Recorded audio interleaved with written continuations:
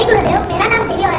आज मैं रानी चेन्नम्मा पर प्रवृत्ति करने वाली हूँ। रानी चेन्नम्मा कर्नाटक राज्य की एक वीर रानी थी। उनका जन्म 23 अक्टूबर 1778 को बेलगाम जिले के कित्तूर में हुआ था। रानी चेन्नम्मा ने अंग्रेजों के खिलाफ बहादुरी से युद्ध लड़ा।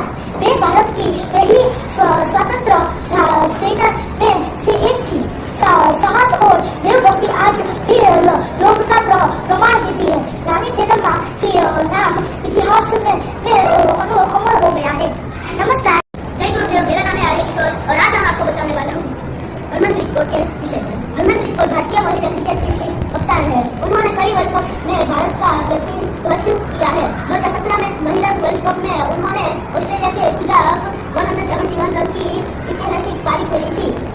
हाल ही में भारत इंग्लैंड से हरमनप्रीत का प्रदर्शन शानदार रहा। उन्होंने 2020 और 2023 T20 वर्ल्ड कप में भी टीम को आगे बढ़ाया।